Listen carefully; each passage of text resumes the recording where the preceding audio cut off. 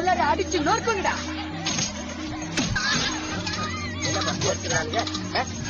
Sir ஆரஸ்டாய் start ஆகி போச்சு sir. தரைக்கு கீழே மழை பொத்து ஊத்துறாங்க, திருத்த முடியாது. அவர்தான் பேரு சாரதி.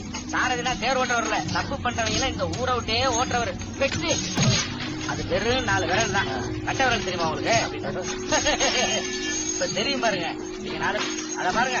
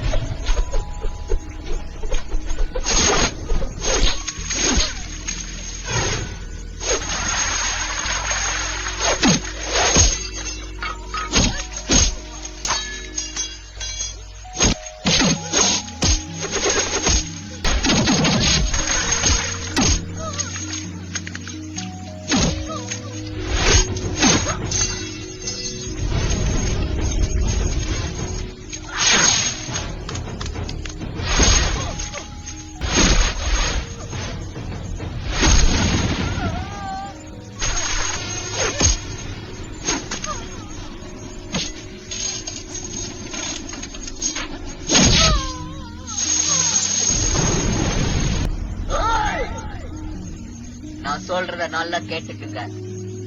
மாட்டுதாவட்டல், காலவாசல், அரசரடி, நெல்லுப்பேட் இந்த ஏரியால ஒரு அடி கூட சீனிக்கு சொந்தமில்லைன்னு சொல்லுவேங்க.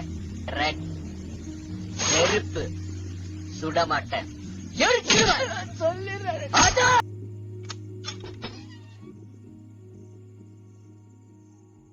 ஒரு தங்க சுரங்கமே தெரியுது. மார்க்கெட் பூரா கேட்டு பார்த்தேன்.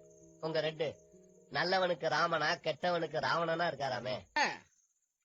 குறி வைக்கிறதுல அர்ஜுன, குடுக்கறதுல கர்ண, மொத்தத்துல எங்க ரெட்டு. அவன் நல்லவன் எப்படி சொல்ற? இந்த ஏரியாவுல இருக்கிற அத்தனை பேர் அனாதையா இருந்தாலும் அத ஒருத்தன் காப்பாத்துவேன் சார். சார் உயிரை கொடுப்பா சார். அவர்களுக்கு மற்றும் ஒரு உண்மை சம்பவத்தை பார்த்துக் கொண்டே எழுத போகிறேன். என்னுடைய ஆதி தேர் மட்டுமே தாயும் தந்தையும். தயவு செய்து என்னுடைய வாசகர்கள் இதை படிக்க வேண்டும். ஆதியை பற்றி பார்ப்பதை எழுதுகிறேன், படியுங்கள். அன்புடன், மணிமேகலை. சொல்லுங்க. நீங்க நினைக்கிறப்பல ஸ்கூலுக்கு பசங்க வரதுக்கு ஏசி பஸ் எல்லாம் வாங்கணும். இதெல்லாம் புரிஞ்சுக்கலன்னா எப்படி சார்? யாரு? நானா?